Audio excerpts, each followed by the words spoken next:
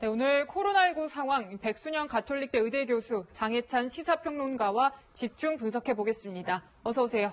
안녕하세요. 네. 앞서 말씀드린 대로 하루 신규 확진자 수가 무려 200명을 넘어섰습니다. 권준욱 중앙방역대책본부 부본부장의 이야기 듣고 토크 이어가겠습니다.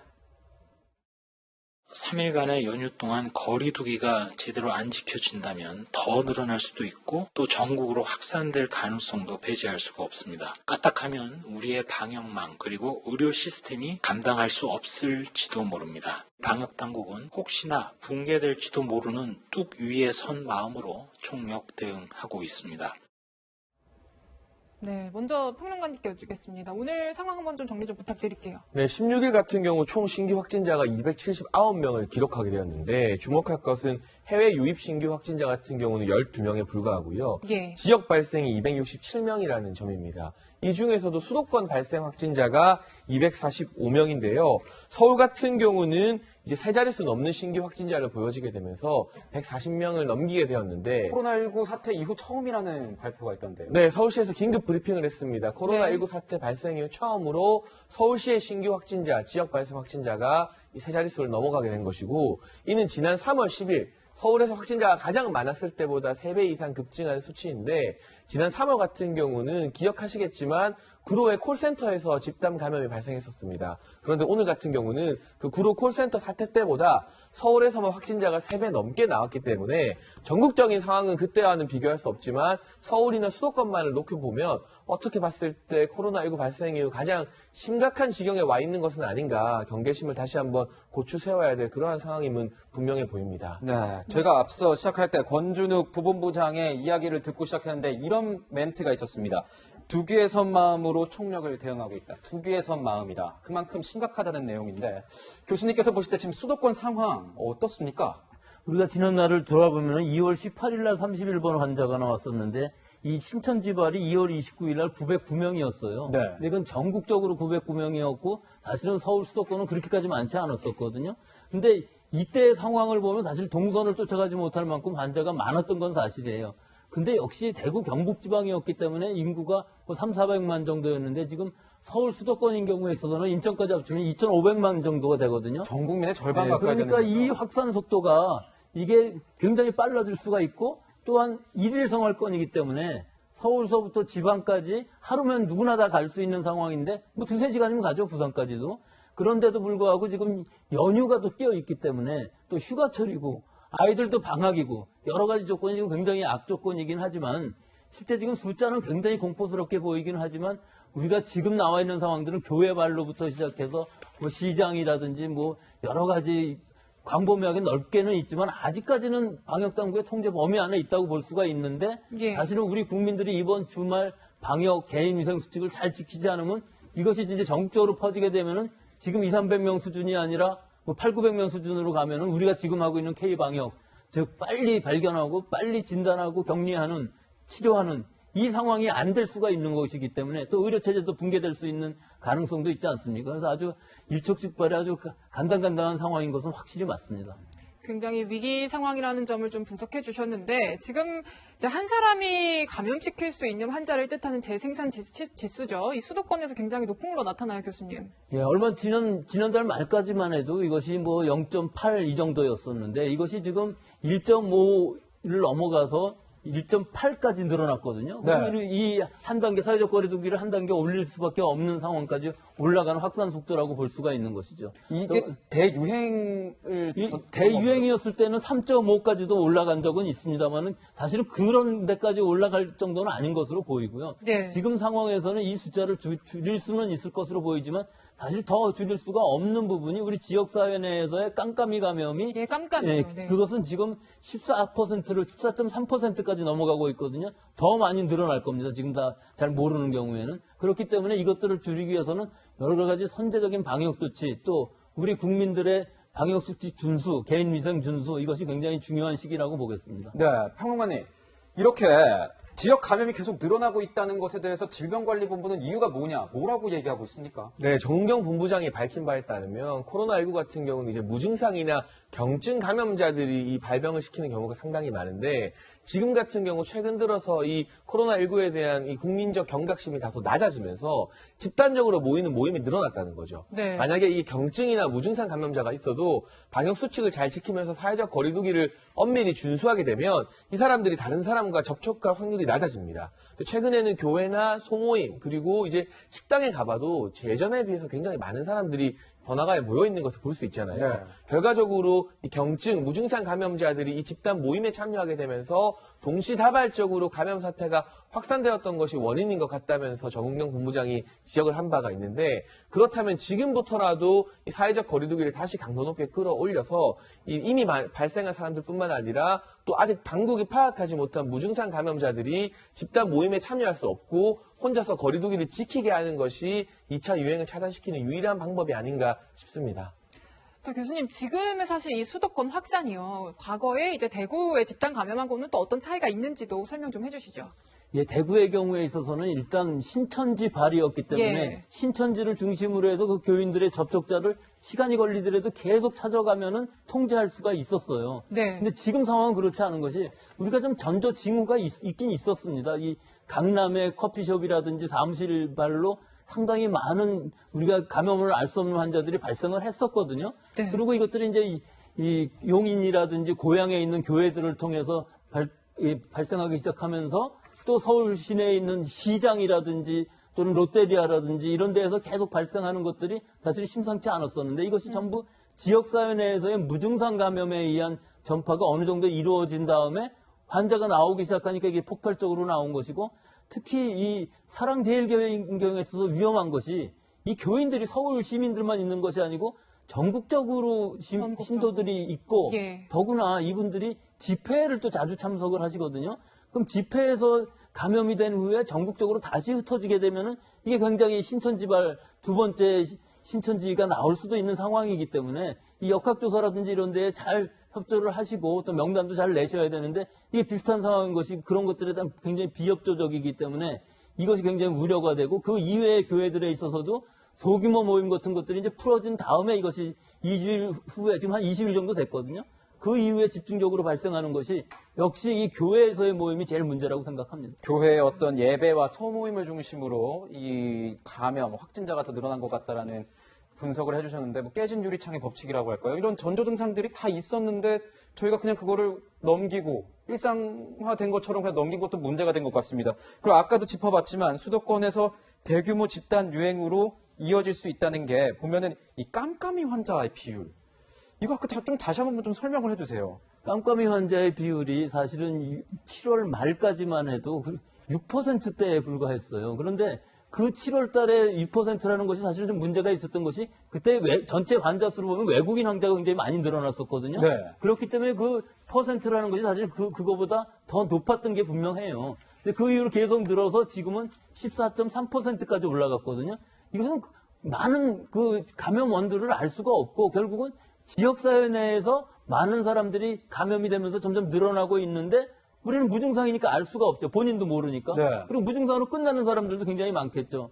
그렇지만 어디선가 확진자가 나오게 되면은 그때부터 찾아보면 뭐 고구마 줄기처럼 계속 달려 나오는 상황이거든요. 이것을 막는 방법이라고 그러면은 우리 국민들이 개인 위생 수칙을 잘 지키고 거리두기를 한다면은 설사 내가 걸렸다 하더라도 다른 사람한테 감염을 시키지 않기 때문에 N차 감염의 고리가 끊어질 수가 있는 것이죠. 그러니까 전체적으로 봤을 때 우리가 이것을 전부 선제적으로 찾아내기는 어렵지만, 결국은 모든 국민이 경각심을 갖고서 위생을 잘 지킨다면은 어느 정도의 N차 감염을 막을 수가 있기 때문에 통제가 가능할 수도 있다는 것이죠. 네, 자, 이런 가운데 수도권 거리두기 2단계로 상향됐습니다. 듣고 분석 이어가겠습니다. 이번 고비를 넘지 못한다면 세계 여러 나라가 겪고 있는 재유행의 길로 들어설 수도 있다고 하는 절체절명의 순간에 처해 있다고 판단됩니다. 최근 확진자가 급증한 서울시와 경기도에서 사회적 거리두기를 2단계로 높이고자 합니다. 네, 2단계로 올렸습니다. 평론가님 어떻게 좀 평가하세요? 우선 당연히 취해야 될 조치라는 생각이 듭니다만 네. 사실 우리가 수도권을 하나의 생활권으로 볼 때 인천도 빼놓을 수 없는 지역이라는 점을 감안해 보게 되면 서울과 경기뿐 아니라 인천광역시 역시나 이 사회적 거리두기 격상에 포함되었어야 하는 것 아니냐 하는 아쉬움이 우선 첫 번째로 들게 되는 것이고요. 물론 정부 당국에서 이 같은 2차 재유행의 조짐을 미리 예상하기는 어려웠을 겁니다. 그러나 다소 이르게 이를테면 소비 활성화를 위해서 외식을 장려한다던가 휴가를 장려한다던가 하는 그런 정책을 전 국민적으로 대대적으로 홍보했다가 이제는 주말 연휴 사이에 휴가 가지 마세요. 외식하지 마세요라고 강력하게 호소해야 되는 상황이 되어버렸어요. 이 같은 상황의 전환은 정부의 책임이라고 볼 수는 없겠습니다만 샴페인을 조금 일찍 터뜨렸던 것은 아닌가 하는 그러한 아쉬움이 많이 들고요. 이 같은 사회적 거리두기 격상으로 또 수많은 자영업자분들이 다시금 고통의 시간을 견뎌야 합니다만 여기에 동조하지 않고 코로나19가 2차 유행이 되어버렸을 때는 이 자영업뿐만이 아니라 우리나라 국가 경제의 어떤 위기가 찾아온다는 점을 고려해보면 정부 당국에서도 이 시기에 조금 더 선제적으로 더 넓은 지역에 강도 높은 조치를 취한다고 해도 국민들이 대다수 동의해주지 않을까. 항상 위기가 지나가는 것은 끝까지 지켜보고 그리고 내수 활성화를 위해서라도 경제 활성화 정책 같은 경우는 다소 늦은 감이 있게 추진하는 그런 신중한 태도가 지금 우리 정부와 국민들에게 필요한 것이 아닌가 하는 생각이 듭니다. 네. 저희도 이제 정부 문제도 있고 정치권 문제도 있고 저희 일반 국민들도 너무 경각심을 가지 못했던 것 같습니다. 저희도 뭐 언론인 입장에서 국민 여러분들께 더 많이 알려드리고 했었어야 되는데 너무 좀 아쉬운 마음도 있고 또 질병관리본부 같은 경우에 뭐 청으로 승정만 시키면 뭐 하겠습니까? 그 얘기를 더 잘 듣고 저희가 그 분석을 조금 더 면밀히 했었어야 되는 것 아닌가 이런 좀 후회도 되는 것 같습니다. 지금 보면은 인구가 밀집한 수도권에서 수도권, 방금도 말씀해 주셨지만 수도권 지역만 2단계로 격상을 한다. 근데 지금은 휴가 기간 아니겠습니까?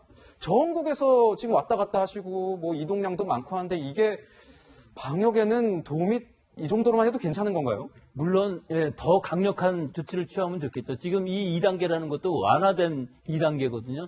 실제로 뭐 공공시설이라든지 뭐 유흥업소 같은 것들도 완전히 금지시킨 건 아니고 방역 수칙을 잘 지키고 영업은 할 수 있는 상황인데 실제 상황만으로 보면 서울 수도권에서는 폭발적으로 증가하고 있지만 그 이외의 지역들은 아직 거기까지는 가지 않았기 때문에 서울 수도권에서 이번 1, 2주 동안 타시도로 잘 가지 않으시고 좀 자제하시고 또 여행뿐만 아니라 개인적인 모임 또 여러 가지 행사 같은 것들을 전부 자제하시고 개인 위생만 잘 지킨다면은 지금 상황에도 통제도 될 수 있기 때문에 상황을 봐가면서 탄력적으로 격상하는 것도 필요한 것이고 영업금지 같은 것들도 지금 하루 이틀 좀 더 보면서 결정하는 것도 뭐 탄력성 있게 괜찮다고는 봅니다. 교수님 그러면은 한번 짚어보자고요. 그 다음 주부터 막상 이제 17일 날 쉬고 이제 바로 또 직장 생활 해야 되지 않습니까? 뭘 제일 조심해야 됩니까? 제일 위험한 상황 뭡니까? 일단은 모든 분들이 퇴근하시고 집에 오는 것이 좋을 것 같아요. 이번 한 주일 동안은.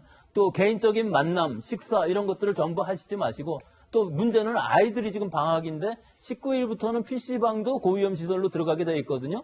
그럼 아이들이 마음대로 막 다니게 되면 이것도 또한 전파력이 강해질 수가 있기 때문에 전체적으로 봤을 때는 모든 국민들이 좀 지금 한 주간 동안은 좀 자제하는 행동, 또 개인적인 위생을 철저히 하는 것, 또 휴가가 결정되어 있다 할지라도 좀 연기하고 다른 좀 놀 수 있는 것들을 하는 것이 더 여가를 선용하는 것이 좋지 않겠나 하는 생각이 듭니다. 그렇군요. 네, 이제 2단계로 격상이 됐으니까요, 평론가님. 이제 2단계로 격상됐을 때 바뀌는 거, 지켜야 할 거 한번 좀 짚어주시죠. 네, 우선 실내 같은 경우는 50인 이상의 모임, 그리고 실외 같은 경우는 100인 이상의 모임에 대해서는 자제 권고가 내려집니다. 그러나 상황이 심각해지면 언제든지 이런 모임을 금지시킬 수 있게 되는 것이고요.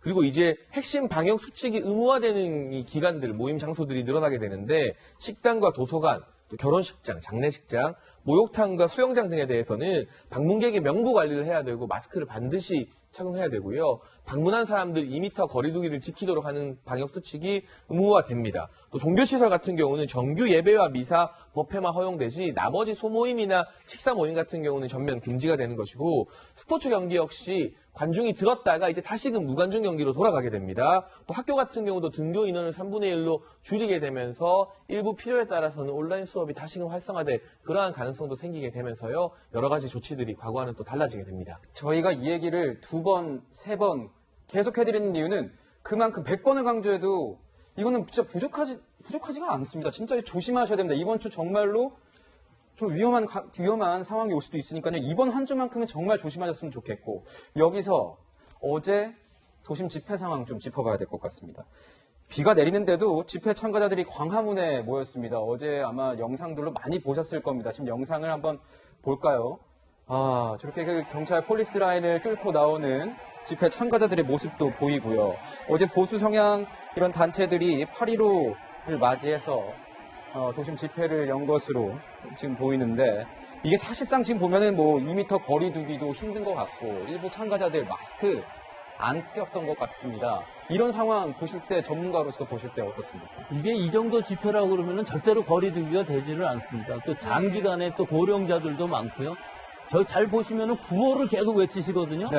그러니까 서로 간에 이 접촉뿐만 아니라 또 식사도 같이 하는 경우들이 많이 있어요. 음식들을 싸갖고 오셔갖고 같이 드시고. 식사하는 자료, 네. 예, 그러니까 싸갖고 와갖고 같이 드시는 화면이 많이 나오거든요. 더구나 이거 제일 큰 문제는 지방에서부터 올라오신 다음에 같이 오랜 시간 있으시면서 또 헤어질 때는 다 같이 모여서 가시면서 헤어지고 또 음주도 하시고 식사도 하시고 또 그러거든요. 끝나고 나서도. 그러니까 이 집회라는 것 자체가 방역에서 보면 이게 절대로 하지 말아야 될 일인데, 더구나 어제 같은 경우 이 화면을 보시면은 이 집회에서 이 사랑제일교회 같은 데 있어서 그 환자들이 만약에 섞여 있다 그러면 이게 전국적으로 퍼질 수 있는 가능성이 굉장히 높은 것이기 때문에 자제해야 될 상황이라고 봅니다. 지금 이제 사랑제일교회를 언급해 주시면서 섞여 있으면 전국적으로 확산될 수도 있다라는 얘기 해주셨는데, 사실 지금 이 확진자가 나오는 걸 보면은 사랑제일교회에서 굉장히 많이 나오고 있지 않습니까? 여기 사랑제일교회뿐만 아니라 대부분의 지금 교회들에서 대규모 집단 발생은 일어나고 있지 않지만, 즉 예배에서는 일어나고 있지 않지만 그 이외의 소규모 모임들에서 많이 나오고 있거든요. 네. 그러니까 지금 예배에 참석하시는 분들도 가능하시면은 예배 전후에 모임, 식사 같은 거는 절대로 하지 마시고 네. 바로 집으로 가시고, 뭐 더 중요한 것은 사실은 이번 주일, 다음 주일 정도는 예배를 대면 예배를 하지 않고 온라인 예배로 좀 바꾸는 것이 어떤가. 지금 강제적이진 않거든요. 이 지금 중위험 시설로 되어 있고 50인 이상 못하게 되어 있는데도 불구하고 예배나 미사, 법회는 사실은 여기 제외되어 있어요. 그래서 이런 부분들은 지금 이와 같은 심각한 위중한 상황에서는 좀 개인적으로 교회 차원에서 이것들은 자제하고 예배도 참석하지 않는 것이 좋지 않을까 이렇게 생각합니다. 네, 문재인 대통령도 이 집회에 대해서 SNS에 의견을 밝혔습니다. 뭐 엄정히 대처를 해야 된다, 이런 얘기가 주로 이어졌습니다. 사랑제일교회에서 자가격리를 해야 될 사람들이 어기고 도심 집회를 연 것은 우리의 방역 체계를 무너뜨리는 그런 행위이다, 이런 평가를 한 것 같습니다. 정광훈 목사도 이제 뭐 자가격리 대상자로 지목이 돼 있는데 어제 도심 집회에 참석을 하면서 좀 논란이 되고 있는 모습인 것 같습니다. 또 이 도심 집회 얘기를 나눠보고자 하면 이 통합당이 이 집회에는 참석을 하지 않았다고 하더라고요. 네, 저는 통합당이 이 집회에 참석하지 않은 것은 일단 정치적으로는 옳은 판단이었다는 생각이 들고요. 과거 황교안 대표 체제 자유한국당 시절에 광화문 집회에 굉장히 많이 나서고 어떻게 보면 그 집회를 시위하는 주최 측과 함께 움직였던 것이 결과적으로는 지난 총선에서 큰 득을 못 봤다는 자체적 분석이 있기 때문에 이번엔 거리를 둔 것이고, 또 하나 어쨌든 방역당국의 지침, 정부의 방역 지침을 제1야당이 따르지 않을 수는 없습니다. 그랬을 때 불거지는 책임론에 대해서 자유로울 수 없기 때문에 어제의 집회는 순수하게 시민들이 모인 것이다, 이 정치권의 개입과는 거리가 먼 것이다라고 선을 그은 통합당의 판단 자체는 또 상당히 적절했다고 봅니다. 그리고 여기서 정무적인 제 개인적인 견해를 조금 더 덧붙이자면, 어제 보수 집회에 나오신 분들 같은 경우는 결과적으로 문재인 정부를 비판하기 위해서 저 자리에 나왔잖아요. 그런데 이 코로나19가 수도권에 퍼지는 가운데 저같이 대중 집회, 대중 시위를 벌이는 것이 그분들의 의도와는 다르게 정무적인 분석을 했을 때 오히려 문재인 정부의 지지율을 다시금 높여주는, 본인들이 원하는 것과는 완전히 반대의 결과를 정치적으로 나올 수 있다는 점에서 이게 방역당국 차원에서 옳고 그르냐 이전에 정치적으로, 정무적으로 봤을 때도 대다수 정치 전문가들은 이게 문재인 정부에게 오히려 독이 되기보다는 지금 당국에서 국민들의 어떤 민심을 위기 상황에는 정부에 몰아주고자 하는 그러한 심리가 있기 때문에 반대 역효과를 불러일으킬 수 있다, 그런 분석이 또 많이 나오거든요. 그만큼 앞으로 뭐 다른 집회나 시위가 예정돼 있다 하더라도 이것이 방역뿐만 아니라 정무적으로 과연 정부에게 득이 되는 것인가, 아니면 날카로운 비판을 가할 수 있는 것인가 조금 더 냉정하게 판단해 볼 필요가 있다고 생각합니다. 예, 방금 발언은 평론가님의 개인적인 정무적인 어떤 판단, 의견이었던 정치적 의견이라고 저희가 정리를 하고 가겠습니다. 네, 저희가 사실 지금 코로나19 소식을 계속 다루고 있는 게 백신이나 뭐 치료제가 좀 확실히 나와야 끝나지 않을까 싶은데요, 교수님. 이런 와중에 들려온 러시아의 백신 개발 소식에 굉장히 관심이 쏠리는데 안전성 논란도 계속 제기가 되고 있습니다. 그래서 교수님은 좀 어떻게 보시는지 궁금해요. 벌써 1차 생산을 했다고 해요. 예. 하지만 지금 이 백신은 1상, 2상을 38명 정도밖에 하지 않았습니다. 또 그 결과를 우리가 알지도 못해요. 그런데 생산해서 일반 국민들한테 접종한다는 것 자체가 결국은 일반 국민을 대상으로 임상실험을 한다는 것이기 때문에 어떤 부작용이 나올지도 알 수 없고 실제로 효과가 나오는지도 이때 3상에서 봐야 되는 것이거든요. 그러니까 지금 상황에서 보면은 먼저 했다는 것이 중요한 것이 아니고 네. 사실은 안전하고 효과가 있는 것이 중요한 것인데 사실은 러시아만 탓할 수도 없는 것이 미국이나 영국에서 개발하는 것도 너무 지금 건너뛰고서 하고 있거든요. 네. 그래서 아직도 안전성이나 효과가 있는 것들이 나온 것은 없기 때문에 우리는 이 위생 규칙을 잘 지키면서 천천히 가면서 그 사람들이 다 해놓은 것 중에서 안전하고 효과가 있는 것을 골라서 도입하는 이런 좀 선에 섰으면 좋겠고 그 시간을 버는 만큼 우리도 빨리 개발을 해서 내년 중에는 이 백신이나 치료제가 나올 수 있도록 연구를 해야 되겠죠. 네, 이제 백신이나 치료제 나올 때까지 정말 방역수칙 잘 지켜야 슬기롭게 지금 위기를 극복할 수 있을 것 같습니다. 백 교수님과는 여기서 인사드리겠습니다. 감사합니다.